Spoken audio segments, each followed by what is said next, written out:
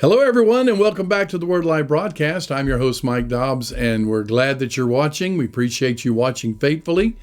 And we just got back from the Isle of Fiji and also Australia, which, of course, it's an island too, just a big one.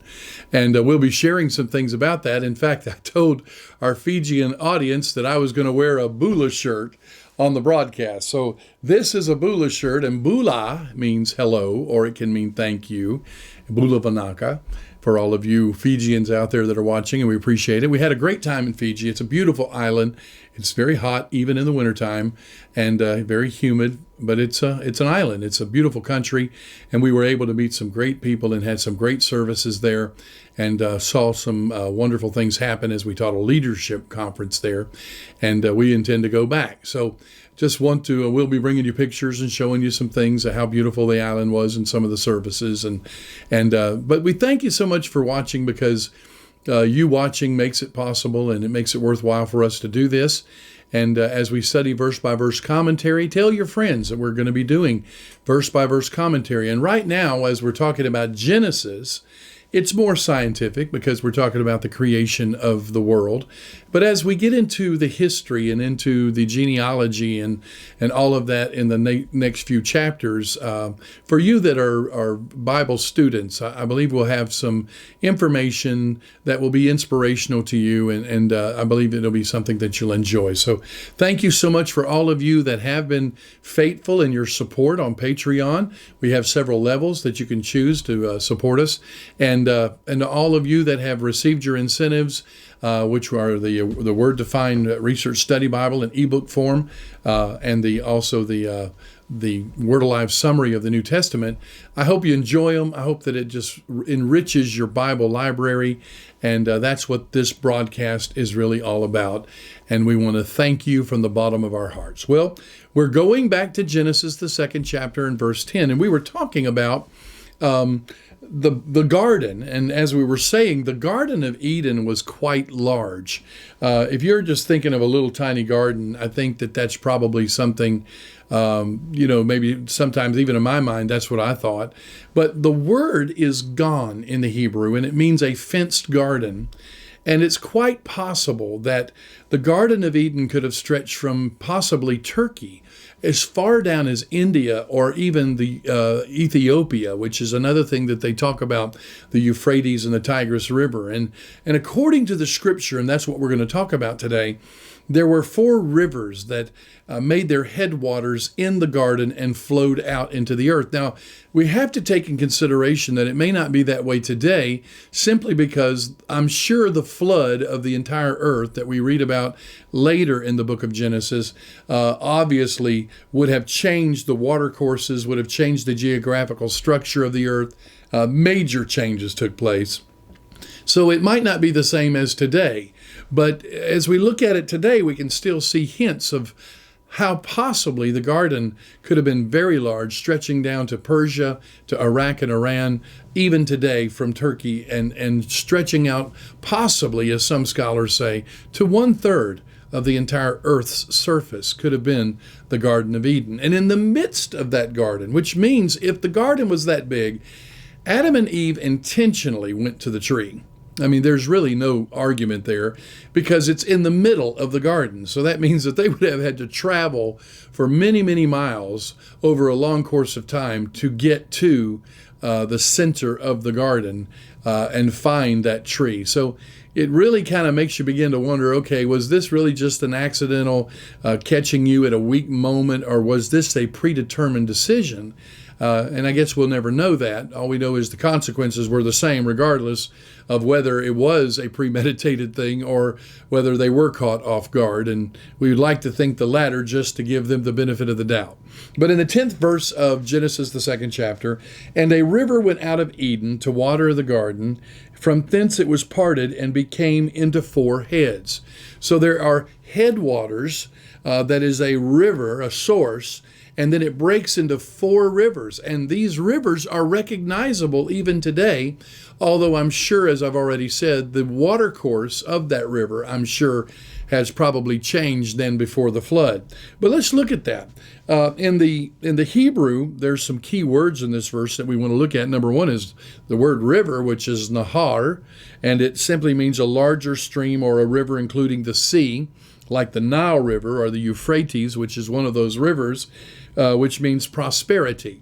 And so there was if you could just see the headwaters, possibly a lake, and then coming out of the headwaters, it broke into 4 different rivers, moving possibly all across the earth to water the garden, which, as I've already said, was quite large.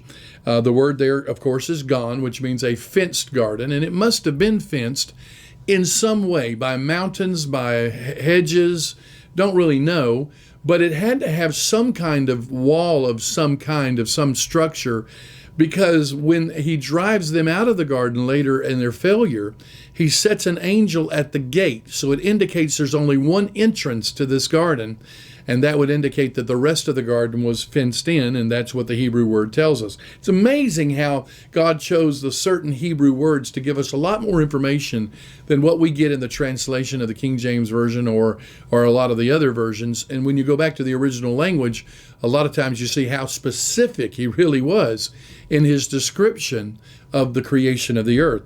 The next word is parted.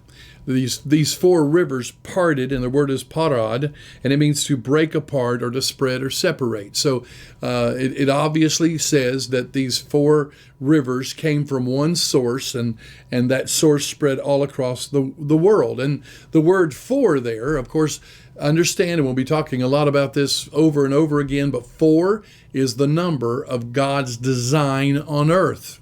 The 4 winds, the 4 directions, and so the word is arba. Arba means the sprawling at all 4s, and because it comes from the root word rabah, and it just simply means to divide into 4 or to spread into 4, and that's exactly what it did. So we're talking about rivers that were intended by God, by the plan of God, which 4 is the number of the plan of God on earth, to spread across the globe and to bring sustenance and irrigation to all of the garden. And the garden's irrigation system were these 4 rivers. And the next word that we see is it talks about the heads of the rivers, and the word there is rosh, and it literally means a head, but it also means where things come together or they culminate. And so if you just can imagine, apparently a body of water, that's the source, 4 rivers running out, fountains of water coming from the earth that God intended to use to send refreshment to the entire garden. So God in his master design thought of everything, obviously, and this was the way that he was going to irrigate the garden.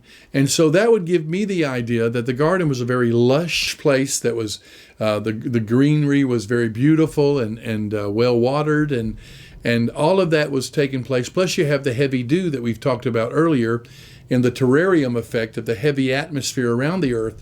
And so you could just imagine that it certainly was what we would call paradise. In the 11th verse, it starts naming these 4 rivers, and the first one's name is Pison, and that is which encompasses the whole land of Havilah, where there is gold. Now it's interesting to understand that it's actually Pishon, and Pishon means to spread or disperse or the extension of the mouth. So this river is literally named out of the way that it is designed. It comes out of the mouth or out of the headwaters and begins to circle around the garden. So apparently it would go out of the garden and circle around the garden, or perhaps within the garden, it would circle and cover this vast amount of land. If we understand that the garden was much larger than just a little small garden. I know when we think garden, we think something small, but as I've said earlier, some scholars believe that it could have covered almost a third of the earth. And so these rivers were mighty rivers. They flowed great distances. And this one, Pishon, actually circled around an area that it calls Havilah. Now, the word Havilah means a circular motion, or it literally means labor to bring forth. And he says where there is gold. And so it gives us a hint of this. Now, there is a river that is very similar to that pronunciation that is found in Ethiopia. And so could it be that this headwaters came out of Turkey and flowed as far south as Ethiopia, and which had been into Africa, and that would have caused the water to irrigate and to circle around, possibly heading back north and going back toward its source? We really don't know, because obviously a global flood would change rivers of water. But we do know this. We do know that the Tigris and the Euphrates still exist. And by satellite, we see the signs of what we will call two fossil rivers that used to run parallel to the Tigris and the Euphrates, but many miles away. And they look like, according to the fossil river bed, that they may have been connected to a source at one time. So it's quite possible that just as the Bible describes it, that's the way it is. Now, there is a lake in Turkey on the eastern side called Lake Van, or Van, and it is located near Armenia, and it's not far from the foot of Mount Ararat. And the Tigris and the Euphrates actually flow out of this lake. They are part of the lake as they flow going south. The headwaters come from that area where Lake Van is. And so there's quite possible that there may be some remnants of what used to be. Now, I'm going to give you a couple suppositions here, and I'm going to give you my sources, obviously. But first of all, there is the Kavilah, which is the name of two eastern regions, one of them located near Ethiopia. Now, Easton's Bible Dictionary says it was located from the southeastern extremity of the Black Sea all the way down to the Persian Gulf. Now, if you get a map and look, that is an extensive distance, and that shows you that if this river was in the garden, then that would pretty well prove that the garden was very large. The other Havilah to have been would be located near Arabia, and according to the statement in Samuel, the 15th chapter, verse 7, if you want to look there, Saul smote the Amalekites from Havilah unto Sherm, that is over against Egypt. So it would have seen that somewhere in the northwestern part of Arabia would have been where Pishon would have gone to from the headwaters that would have been located somewhere in the northern part by the Black Sea, which is the north border of the modern nation of Turkey. And so we're talking about a very large distance, maybe all the way down to the Persian Gulf or the Arabian Gulf or that area, because that is also called Havilah. Now, it also says that it compasses, and the Hebrew word there is sabab, and it means to revolve, surround, or border. So it gives you an idea how this river flowed, and apparently it went way down, came back, and started flowing north, as we could understand. And it says that it is where the gold is. And we know that that Arabia and that area has been rich in gold. In verse 12, and the gold that is in that land is good. There is bdellium and onyx stone there as well. So if we could find a place where we'd find these three elements, then it would give us a hint of where Pishon flowed down to and actually circled a land where these different elements are found. Now, one of those is bdellium, and in the Hebrew, it is actually badolak. And badolak can be a fragrant gum, a lot what we call amber, that comes from a certain tree. And this is what they would have called bdellium or badolak. And some people say that it actually might be a pearl. But we would tend to believe that it would be more likely an aromatic gum that would come from a tree. And then ebon, stone, this is a stone like a carbuncle. And then, of course, the word onyx is a word that we're very familiar with, and the Bible mentions it many times. And it is a gem that is probably what we would call beryl today, and it is a pale green color, different from the onyx that you and I think of when we talk about the black stone. In fact, there are onyx bowls that you can buy around Ethiopia in Turkey that are a green color and have the consistency of alabaster. They're a very soft rock. But if we can find these elements, then we can say, okay, there's gold, there's bdellium, and there's onyx, And this river, Pishon, actually surrounded that area. It circumvented or went around that area, revolved around that area. And then in verse 13, and the name of the second river is Gihon, and the same is that compasseth the whole land of Ethiopia. Now, the word Ethiopia in the Bible is going to be Cush, and it is named after the son of Ham, whose name was Cush. And the land of Cush is where the Sabbateans would have lived, and it probably is Ethiopia. We know that Ethiopia was inhabited many, many years ago, and there's a river that supposedly flowed down from the headwaters of Eden and flowed down into the land that we call Cush today. Now, these locations are being mentioned by Moses. Moses wrote the book of Genesis. God gave him the information when he was on the mountain for 40 days and nights. And I call that God school, when God gave him how he created the world. So God is saying this. If you can imagine God speaking in Moses' writing, God is dictating, Moses is writing down what God is saying. And he said, oh yeah, it's down there in the land of Cush where the inhabitants of Ham settled. That's the area that it is. Well, that would have been who lived there at the time. And so he is trying to identify to Moses, and he's trying to show Moses how big the garden was. And he's doing it by saying these rivers flowed in the garden. If they flowed in the garden, and this was a walled garden, then it was very large. Now, let's look at some key words in verse 13. First, the word Gishon, or Gikon, as you want to pronounce it, means to gush forth, but it also means the valley of grace. Now, the reason it's called the Valley of Grace is, according to the rabbis, they believe that after Adam had sinned and was expelled from the garden, that this river actually came out of the garden, that it flowed out of the garden, and we would have to believe that it would have, because how else would the earth been irrigated at that time, and that Adam would go and lay in this river just wanting to be cleansed of what he had done in his transgression against God. And that's what the rabbis say, that he would lay in the river of Gihon, because the word Gihon means the springs of life. And so it's a cleansing place. It's to gush forth. It's the valley of grace, that he would try to go and lay in that river. And so as he would do so, it was just to kind of alleviate his guilt and his condemnation for the fact that he had sinned against God. Of course, that's the rabbi speaking. It's rabbinical writings, and we're not going to equate that to the Bible, but we do see here that there is a second river, and there is a fossil riverbed that you can see by satellite that would run the length of coming down from Turkey all the way down into Cush, which is the present time and present day Ethiopia. Now let's look at the key words in verse number 13. Of course, Gishon or Gikon means a stream or bursting forth or gushing or a valley or a spring or a pool. In fact, I have been to the spring of Gihon that is located just outside of Jerusalem.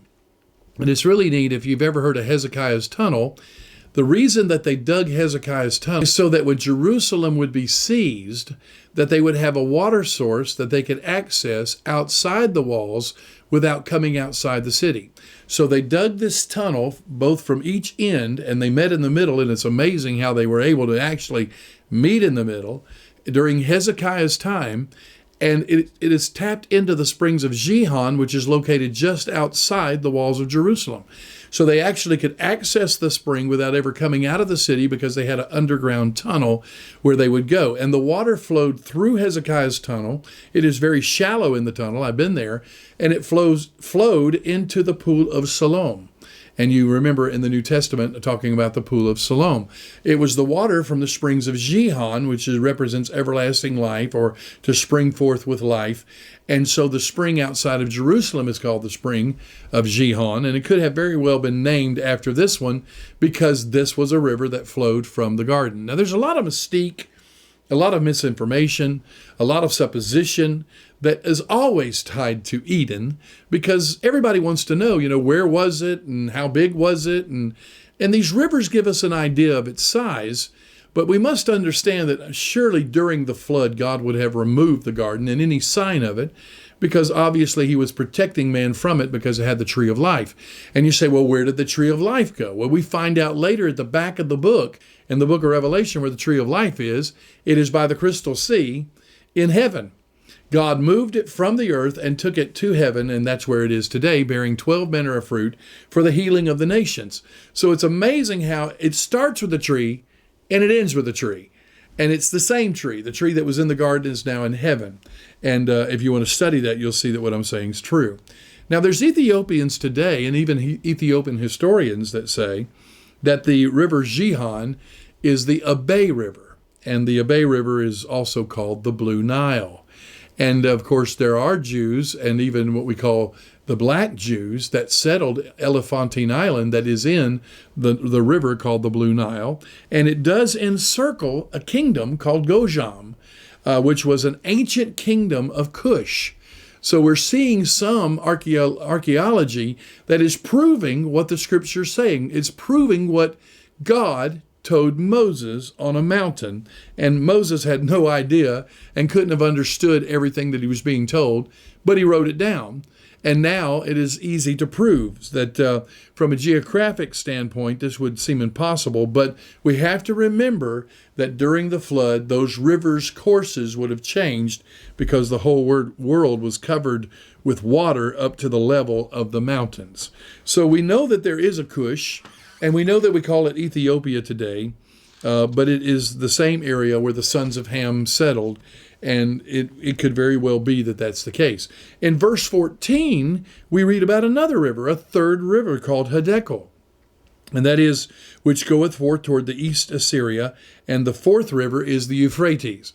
Now, we know these rivers because these rivers somehow survived the flood. Now, they could have changed courses, but they exist today. And I believe God did that on purpose, that you can see the fossil riverbeds of the other two, but we can see the living rivers of the Euphrates, which figures into prophecy, and also the Hiddekel. Now, interesting enough, Hiddekel means a sharp arrow or a sound, and it is located east of Assyria, which means to be straight or level. And that river that is called Hiddekel later by the Persians was called Tigris, and it is the Tigris River that exists today. So coming from the same source, the Tigris and the Euphrates still come from the same source and flow through the land of Mesopotamia, which we know is the cradle of civilization for all of mankind during the beginnings of history of civilization of man. So the last two rivers we're very, very familiar with.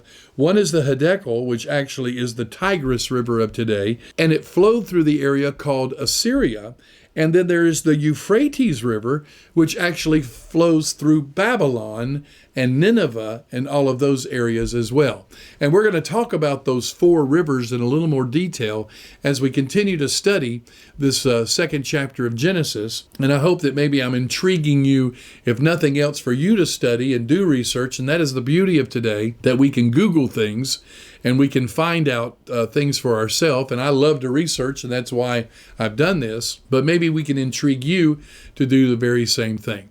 And I am happy to and excited to announce to you that in the very near future, we are going to be showing you pictures of Fiji and the services that we had there. And we're also going to be including a new part to our program called Questions and Answers. So we're going to tell you how to send your questions, and you can send your questions to us, and we'll acknowledge them and answer them here on this broadcast as a part or a segue of our program. So we hope that you will continue to watch us, support us on Patreon, and we hope that you're being blessed by what you're learning, and we're doing all we can do to make the Word come alive to you. Thank you for tuning in to this episode of the Word Alive broadcast. If you enjoyed the video, please give it a thumbs up and consider subscribing to our channel. Once you've subscribed, make sure to click on the notification bell so that you'll be notified each time a new episode is released. If you'd like to support this ministry, you can do so by checking out our Patreon page and signing up for one of the provided monthly tiers. A link to our Patreon page can be found down in the description.